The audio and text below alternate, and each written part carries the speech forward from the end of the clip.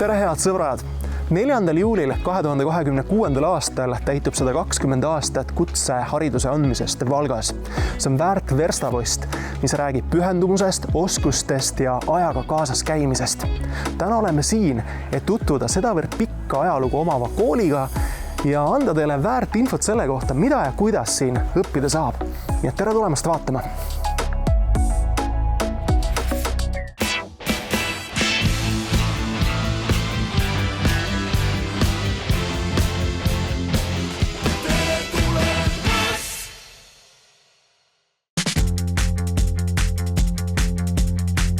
Margus, 120 aastat kutseõpet selles koolis. Mida siin kõigepealt õppida sai? Kutseõpe hakkas Valgamaal pihta aastal 1906. Ja põhjuseks oli väga lihtne asi. Saariaeg, Balti kubermangut, raudteesõlm, mis õitses ja arenes ja oli vaja kaubandustegelasi. Ja 1906. aasta 4. juulil kaubandustööstusminister kinnitas 4-klassilise poeglaste kooli põhimääruse. Ja neid kaubanduserialasid õpetati siin erinevates koolides kuni Esimese maailmasõja lõpuni. Siis tuli vabadussõda ja Eesti ajakoolid tulid siia 1925. aastal kool, kus õpetati puidu- ja metalli erialasid, 1930. aastal kool, kus õpetati tütarlastele erialasid ja 1925. aastal tuli kool Helmesse, kus õpetati põllumajanduse erialasid. Keda te täna siia kooli ootate ja mitut eriala siin õppida saab?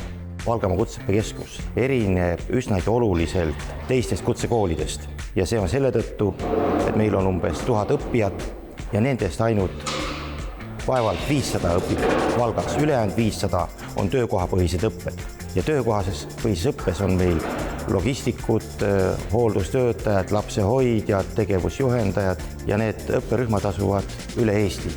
Koha peale ootame õppima kutsekeskhariduse õpilasi ja need on siis logistikuid, autoremontijaid, kokkasid. Nüüd uus eriala tuleb ka droonide juhtimine ja tuleb ka selline eriala nagu lapsehoidja. Ja siis tulevad meil ka veel sellised erialad, mis on HEV-õppijatele, need on abikokk, köögiabiline, puidutöötleja ja rehvitehnik. Kas teie koolil on ka õpilaskodu? Õpilaskodu asub siin samas koolimaja kõrval. Vahe on 50 meetrit. Õpilaskodu on väga modernne. Õpilased ööbivad kõik kahekohalistes tubades ja kuna õpilaste põhitegevus on õppimine, siis me oleme loonud süsteemi, kus sõltuvad õpitulemustest, sõltub ka õpilaskodu hind. See tähendab, et kui sa oled ideaalilähedane õppur, on sul õpilaskodu tasuta. Kui sul on peaaegu ideaalilähedane, siis pead sa vähekene maksma ja kui sa oled selline tavaline õppur, siis maksavad sellist tavalist hinda. Miks ma tahan öelda, et õpilaskodu on meil äge? Meil on piisavalt palju välisprojekte ja nende projektide raames on meid külastanud väga kõrged tegelased siin Ukrainast, Gruusiast, Moldovast ja need suured kõrged tegelased on maganud ka meie õpilaskodus ja väga kiitnud, et ei jää alla hotellide tasemele. Teie koolil on tulemas ka suur sündmus. 120 aastat kutseharidust Valgamaal. Seda me tähistame 4. juulil 2026. aastal. Ja selle 120 aasta jooksul on see kutsekooli areng käinud siin tõusude mõõnadega ja ma võin öelda, et on käes järjekordne tõusuaeg. Õpilaste arv on tõusnud 1000 õpilaseni, õpetame üle Eesti, kollektiiv on väga nooruslik ja kui me kurdame, et meil õpetajaid ei ole, siis meil on ju pooled töötajatest meesterahvad. Siim ja Vidrik, te olete mõlemad selle kooli lõpetanud ja nüüd olete siin õpetaja rollis, et millest selline otsus? No eks me vist oleme üsna erinevaid teid pidi siia jõudnud, et mina, kui ma siin Valgas gümnaasiumi lõpetasin, siis ma läksin edasi ülikooli maastikuarhitektuuri õppima, aga seda ma ei lõpetanud ja siis lihtsalt läbi juhuse ma sattusin tegelikult siia tagasi õppima ja õppima siis Tisleri eriala koos noortega, et ma olin ise, ma ei mäleta, kas see on 23-24 ja teised olid siuksed 16-aastased just põhikooli lõpetanud. Ja ju siis ma kuidagi, ma ei tea, paissin silma, aga igastahes, kui ma lõpetama hakkasin, siis koolidirektor pakkus mulle, et kas ma tahaks siia jääda edasi tööle õpetajana. Ei olnud kunagi mõelnud nagu, et siukest tööd võiks teha, aga praegu jumal tänatud, et mul nii palju oli julgust, et ma selle vastu võtsin. Lõpetasin minagi selle kooli ja juba natuke peale kooli lõpetamist kutsuti mind siia mõndasid aineid andma. Aga no tol hetkel peale sellist pikka haridusteed, ma ei mõelnud üldse, et ma olin erasektoris 7 aastat. Tegelesin siis ka autoremondi veoautodega, sõitsin, vedasin kaupa, tegin seinast seina töid ja selle aja jooksul ka aeg-ajalt kutsuti, kuni siis lõpuks otsustasin, et tulen siis peale seda 7 aastat siia õpetajaks. Vidrik, mida sa täpsemalt siin õpetad ja kuidas seda vastu on võetud?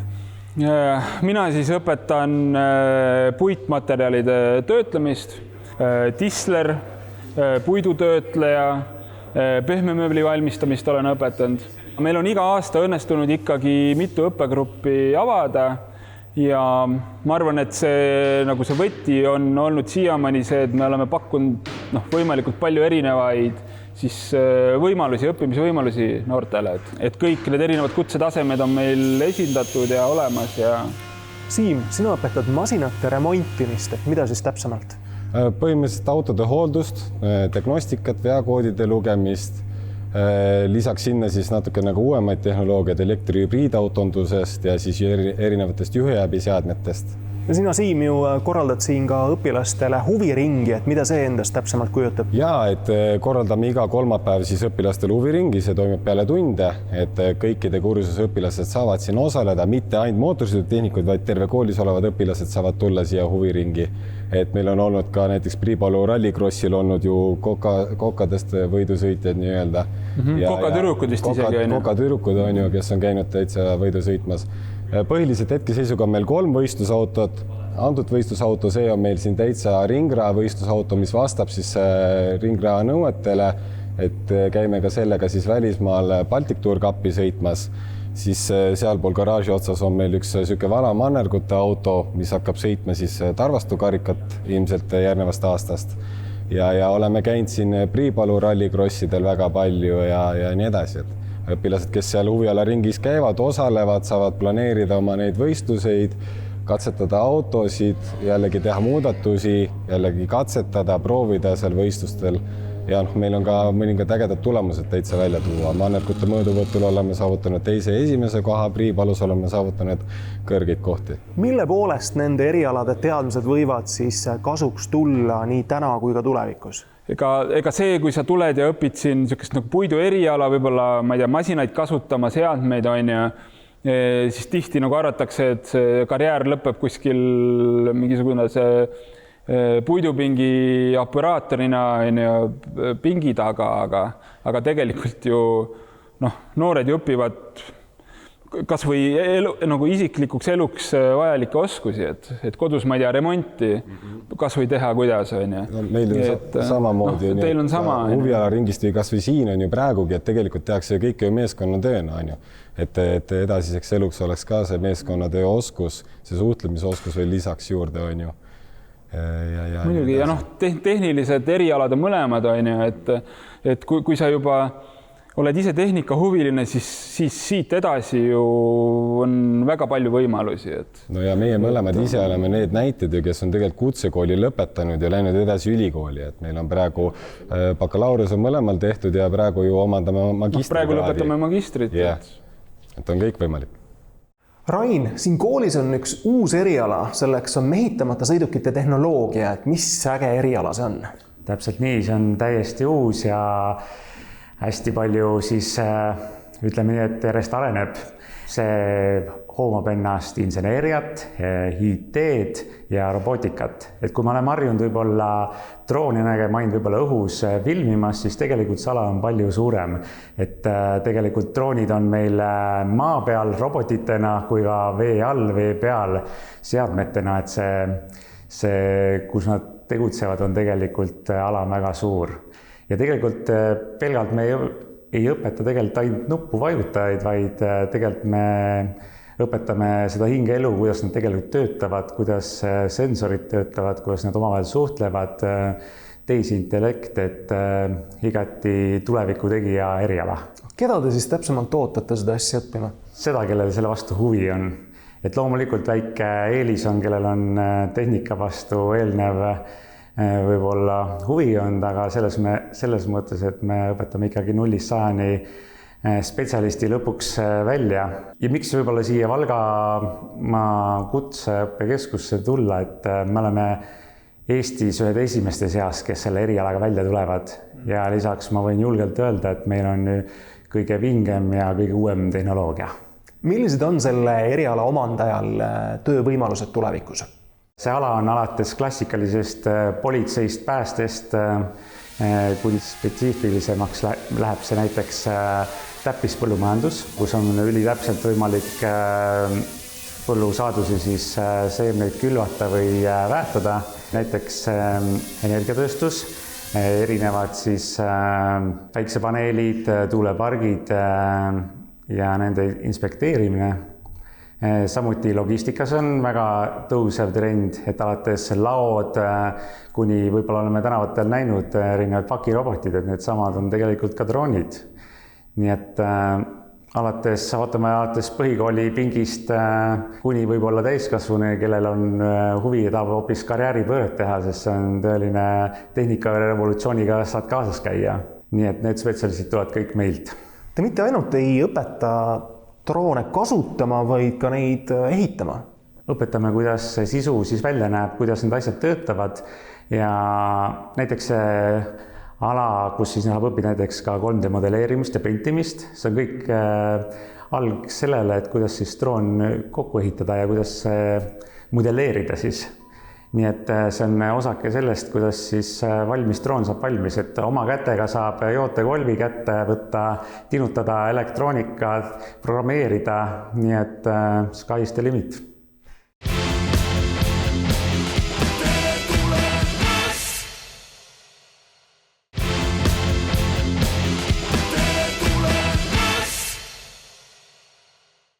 Kärt, siin koolis on võimalik õppida ka sotsiaal- ja tervishoidu. Et mida siis täpsemalt? Meie koolis tõepoolest saab õppida nendel erialadel ja erialad, mida me võimaldame, on siis lapsehoidja, hooldustöötaja ja tegevusjuhendaja. Teil toimub selline töökohapõhine õpe, et kuidas see täpsemalt välja näeb? Töökohapõhise õppe eripära on see, et 2/3 õppest toimub tööandja juures. Muidugi praktika on juhendatud ja 1/3 siis koolis, et selles mõttes on väga-väga paindlik õppevorm ja me saame seda võimaldada siis sellele inimesele, kes kas on just tööle läinud või on juba töötanud pikki aastaid, kuid nüüd soovib oma kvalifikatsiooni tõsta. Kui pikk see õppeaeg on ja kellele see täpsemalt sobib? Õppeaeg on erinev, et on pooleaastasest kuni 1,5-aastase õppeni, oleneb mis eriala soovib õppida õpilane ja sobib see ikkagi eelkõige uudishimulikule õppijale, et kes tahab ikkagi rohkem teada ja mis ma oskan öelda, et ega inimene, kelle silmad säravad, on ju kes kõige enesekindlam inimene üldse ja enesekindlus kasvab ikkagi siis, kui kasvavad teadmised. Ja meil koolis on ka tagasisidena öeldud seda, et mõnikord ei olegi oluline saada teada midagi uut, vaid ka kinnistada seda, mida ma juba täna tean. Ja see tähendab seda, et nad ikkagi ongi kõige särasilmsemad lõpetajad meie lõpuaktustel just seetõttu, et nende kvalifikatsioon on tõusnud, aga kõige rohkem on tõusnud hoopis enesekindlus. Et kui need kaks asja kokku saavad, siis ma arvan, et tööpõld on suur ja lai.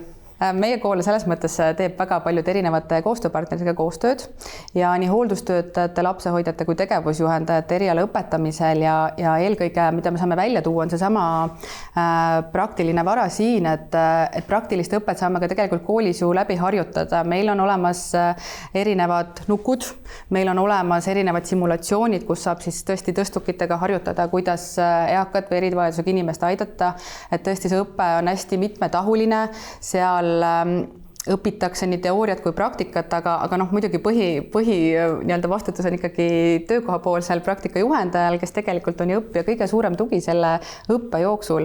Ja siinkohal ma tahangi väga suure pai tegelikult teha meie tööandjatele, kes on andnud meile võimaluse nii-öelda võimalused ja vajadused kokku viia ja oma töötajaid koolitavad.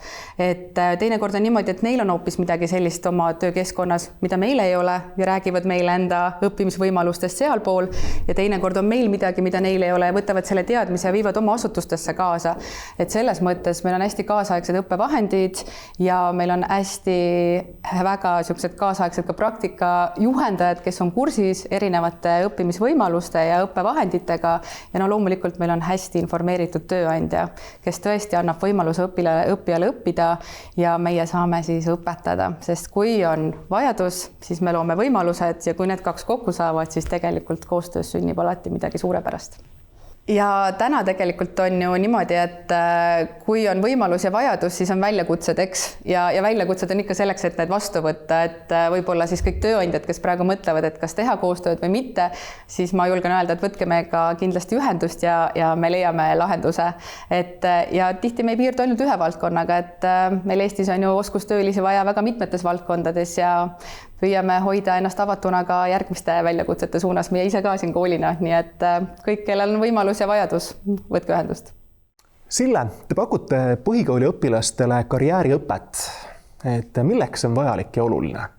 Meie Valgamaa Kutseõppekeskus pakub üle 10 aasta juba karjääriõpet Valga koolile, esialgu siis Valga põhikoolile. Aastaid tagasi liitusid meiega Valga vallakoolid kõik ja nüüd teist aastat oleme ka Tõrva vallakoolile pakkunud karjääriõpet. Ja lisaks pakume veel valikainekursusi gümnasistidele, nii Tõrva gümnaasiumile kui ka siis Valga gümnaasiumile. Ja kõige sellisemad populaarsemad valikainete kursused on meil kokaerialakursused nagu Vahemere köök ja metsast taldrikule. Meil toimub siis see õppe formaadis käed külge. Kui üldhariduskoolides toimub see karjääriõpetus tegelikult läbi üldpädevuste ehk siis läbi teiste õppeainete valdavalt, siis need koolid, kes on meiega siis sõlminud koostöölepingu ehk siis Valga koolid ja Tõrva kool, et nendele me pakume ka siis praktilist tegevust. See tähendab seda, et me läbime mitte ainult siis üldpädevuste raames teiste ainetundide sees, vaid meil on spetsiaalselt kohe siis töötubade näol nii-öeldes praktiline karjääriõppe sees. Et siinjuures me tahaksimegi tegelikult tänada Valga valla omavalitsust, kes on võimaldanud siis meil sellist koostöövormi rakendada ja teha suurepärast koostööd Valga koolide ja koolide direktoritega. Airi, te olete andnud oma panuse siin Valga Kutseõppekeskuses pakutava mittestatsionaarse üldhariduse omandamisele, et kellele see on suunatud? Mittestatsionaarne üldharidusõpe siis Valgamaa Kutseõppekeskuses on suunatud õppijale, kellel varasemalt on õpingutee katkenud. Et mis iganes erinev põhjus inimestel on ja täna nad on leidnud motivatsiooni uuesti õppima asuda. Pere kõrvalt, töö kõrvalt, et see on kindlasti raskem, kui nende varasemas elus oleks võinud olla, aga on nad leidnud selle motivatsiooni ja pakume paindlikku õpivormi. Et mittestatsionaarne õppevorm siis, mida meie pakume, me pakume õpilasele võimalust koolimajja mitte tulla, et õpe toimub kõik veebi teel. Et 2 kuni 3 päeval nädalas on siis kontakttunnid läbi veebi. Et see pakub õpilasele võimaluse, ma arvan, et ajavõit on see planeerimise mõttes, et sa ei pea kuhugi sõitma, vaid sa saad ükskõik, kus kohas sa asud, sa saad õppest osa saada. Näiteks meil on üks õpilane, kes mängib profitasemel jalgpalli, elab Itaalias. Et ta ei saa iga nädal meie juurde sõita, et õppest osa saada. Meil on olnud lõpetajaid, kes on oma kooli väga edukalt lõpetanud ja omandanud lõpetamisel kuldmedali ja ka 2 hõbemedalit on meie majast välja antud. Üks eriala, mis tundub üsna nähtamatu, ometi on väga tähtis, on logistika ja ma olengi sattunud nüüd logistika õppeklassi. Mati, mida selle eriala raames täpsemalt õppida saab? Lao ja logistika korraldus on eriala, kus õpilane tuleb ja saab selle tunnetuse, mis siis tegelikult selle maailma liikuma paneb. Me teame, et kaubad kuidagi saavad poest otsa, aga homme on nad uuesti poes. Et kõik selle teadmise me saame siin vaadata ja õppida lao suunda, vaadata ja õppida logistika suunda. Laias laastus üks on nagu siis kaupade ja varudega seotud, teine on siis nende siis selliste nagu transpordi ja korraldamisega õiges ajal õigesse kohta. Millise erialasuuna õpilane valib, selle saab õpilane teha peale teist õppeaastat, alates 3. Et kas ma lähen nüüd sinna laokorraldamise suunda või ma lähen siis sinna logistika suunda. Me suudame selle eriala anda edasi üsna heal tasemel. Et kui keegi peaks otsustama, et peaks kuidagi Tallinnasse minema seda õppima või mingitesse teistesse Eesti linnadesse, siis ma julgen küll julgustada, et tegelikult siin ei saa mitte väiksemat haridust, kui on see teistes koolides samal erialal. Kellele see eriala sobib? Kui sulle meeldib vaheldusrikas töö, tuleb lahendada erinevaid väljakutseid. Väljakutsed võivad olla siis kuskilt seisakutest, väljakutsed võivad olla ka sellest, et mingid kaubatellimused tulid väga suured ja kui sulle meeldivad need siis väljakutsed, lahendused seda tagada, siis tule ja õpi põnevat eriala. Millised on väljavaated tööturul, kes on omandanud selle eriala? Kui tööturul mõelda, siis sa võiksid olla tegelikult alates laooperaatorist, kes päriselt komplekteerib, võib-olla laoarvestajast, kes vaatab siis toodete sellist paigutust, võib-olla tegeleb dokumentatsiooniga, logistika poole pealt ja võime sinna öelda, et veokorraldus on võib-olla siis selline kõige esimene aste, aga miks mitte tegelikult ka oma silmaringi laiendada, kui sa lähed ettevõtetesse, kus on nii lennuvedu, nii merevedu, maanteeveost võib-olla rääkimata, et mine proovi läbi praktika ja meie õpilased on just läbi praktika kohtade endale nagu just need tööd ja sobilikud ettevõtted nagu leidnud. Kui küsida, et kuidas maailm pöörleb, et siis pöörlebki siis ümber logistika ja me õpimegi seda, et kuidas siis kaubad õigel ajal õigesse kohta, õiges koguses jõuaksid. Kaidi, räägime õpirändest ka. Täna pakub seda põhimõtteliselt ju iga kutseõppeasutus. Kuidas see teil on korraldatud ja kellele te seda võimaldate? Me võimaldame seda kõikidele oma kooli õpilastele, et meil ei ole üldse oluline, mis erialal sa õpid, isegi töökohapõhised õppijad saavad. Me korraldame seda niimoodi, et pakume õpilastele välja, et on võimalik kandideerida. Üldjuhul on niimoodi, et kes soovib, see ikkagi saab. Õpilane avaldab soovi, saadab meile CV, siis motivatsioonikirja ja siis me komisjoniga otsustame, et kes kuhu, kuna. Kõige tähtsam on, et samal ajal oleks õpilasel ka praktikaperiood ja tal oleks õppekavas ette näidata, et tal on praktika tulemas. Et sellepärast näiteks ei saa meie koolis osaleda esimese kursuse õpilased, sest neil praktikat ei ole. Ja ei saa osaleda need õpilased, kes võtavad endal võtaga praktika üle. Et sul peab olema reaalselt praktikaperiood, sest sa lähed sinna välismaale tööle ettevõttesse. Millised riigid teil valikus on? No põhimõtteliselt võib öelda, et kõik Euroopa riigid. Avalda soov ja sa saad sinna minna, kui sa tahad. Aga miks on sellist programmi vaja? Meie seas on ju palju inimesi, kes muidu ei saa kuskile piiri taha minna ja välismaale. Ma näen neid väga palju oma projektis, kes ütlevad, et ma ei ole elu sees kuskil käinud, see on mu esimene reis ja ma arvan, et see avardab silmaringi ja annab ikka väga palju uusi teadmisi. Selline saigi tänane saade. Me saime tuttavaks kooliga, mis on pakkunud 120 aastat kutseõppeharidust Valgas. Edu, jõudu, jaksu järgmiseks 120-ks ja teile aitäh vaatamast!